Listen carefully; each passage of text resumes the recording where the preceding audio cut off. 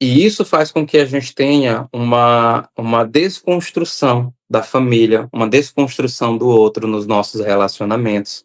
A gente passa a objetificar o outro, né? No namoro, quando a gente antecipa etapas, queima etapas no namoro. Tudo isso é gerado porque a gente esqueceu, né? De olhar para o outro como Deus olha, por causa da dureza dos nossos corações. A gente deixou de ver ali a imagem e semelhança do Criador.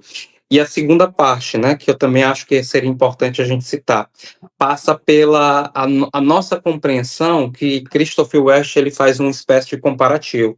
Ele diz assim, olha, quando nós estamos na missa, que nós caminhamos ali a fila da Eucaristia para viver a experiência da Eucaristia, o sacramento da Eucaristia, né, de ser uma só carne com Deus, de uma certa forma, e aqui, pelo amor de Deus, para não ter uma compreensão errada da, da Eucaristia, né? A mesma coisa acontece quando a gente decide casar, né? Porque quando a gente caminha na fila ali da Eucaristia para receber Jesus, a gente passa a ser uma só carne com Cristo, né? A gente vive e aquele sacramento ele é vivido no altar, né? Ele é vivido no altar, porque a partir do momento em que o padre levanta o pão e o vinho, que se torna corpo e sangue de Jesus Cristo, ali se torna um sacrifício, né? É um sacrifício de Cristo em prol da humanidade. Ali é como se fosse um pedido de casamento de Jesus para cada um de nós. Jesus nos pede em casamento no altar. E nós damos a nossa resposta a partir do momento em que nós entramos na fila para receber Cristo. Ali é uma resposta de amor que nós damos, dizer assim, na alegria, na tristeza, na saúde, na doença, na riqueza, na pobreza, nós queremos ser uma só carne com Cristo. Levando para o sacramento do matrimônio, né? Eu passo a ser uma só carne com a minha esposa. E o amor que eu sinto por ela é tão grande que a gente tem a capacidade de ser o que João Paulo II chama de co-criador, né? Que a partir do momento em que eu passo a me unir com a minha esposa, nós nos amamos tanto ao ponto de desse amor se transformar em uma outra carne, né? Que são os filhos que são gerados. Então a sexualidade, né, quando ela é vivida no namoro, ela passa a traduzir algo que não é real. Primeiro, você não diz para outra pessoa a verdade, né, porque a partir do momento em que eu estou vivendo a sexualidade no namoro, ali não quer dizer que eu estou me unindo a uma só carne em todas as circunstâncias com aquela pessoa, né? Porque o namoro ele não significa isso.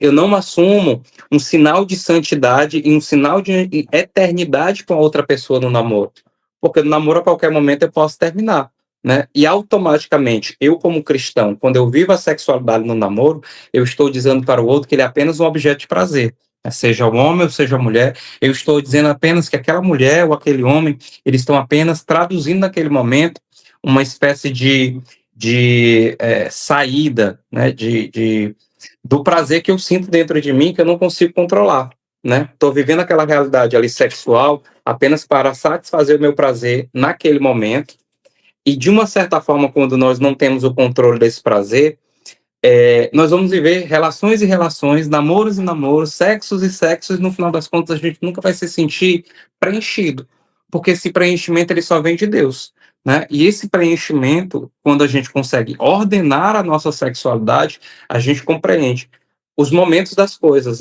os momentos dos acontecimentos na nossa vida. E aí, um ponto que você colocou no início, né? Ele não é vivido apenas no namoro, né? Quando a gente tem esse entendimento sobre a castidade. A castidade ela não é um aprisionamento, ela não é um impedimento, ela não é uma como eu imaginei em um determinado momento, né? É a igreja querendo controlar a nossa vida. Não é nada disso.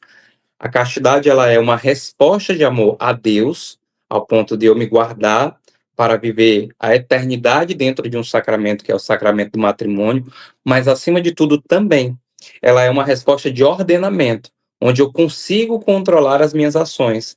Eu consigo dizer o tempo de cada coisa que deve acontecer na minha vida.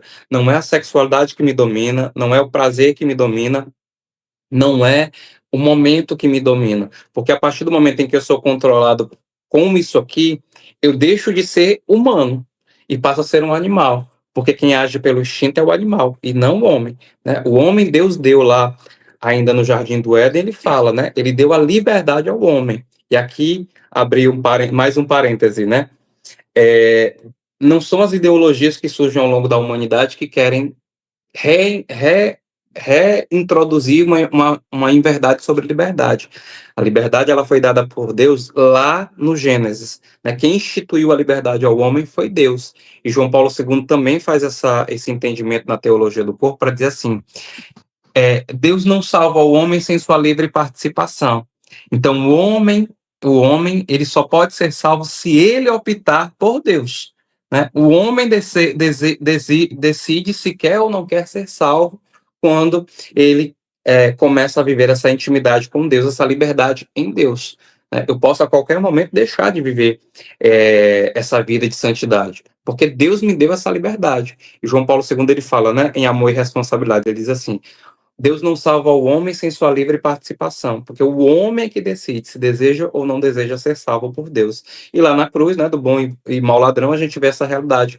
Quando um deles opta por viver, Senhor, lembra-te de mim quando estiveres no paraíso.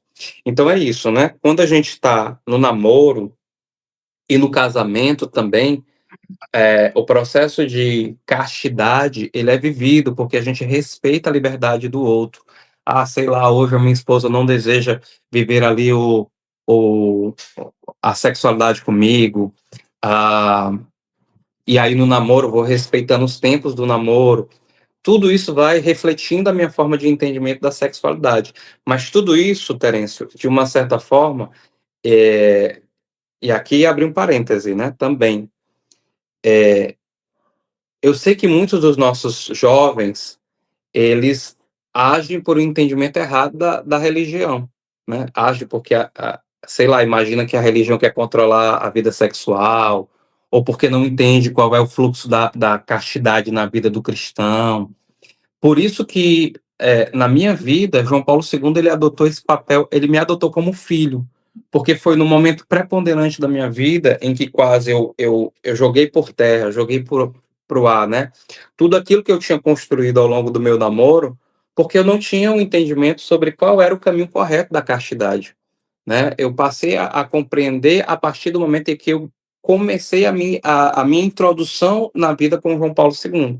Hoje, João Paulo II está presente em tudo na minha vida, porque foi ele que me ajudou lá atrás a compreensão sobre a sexualidade, sobre o ordenamento da sexualidade, sobre o ordenamento do tempo para o trabalho, sobre o ordenamento do tempo para atividade física, sobre o ordenamento do tempo para outras atividades de lazer, para o descanso. Foi João Paulo II que foi me ajudando a compreender tudo isso a partir da teologia do corpo.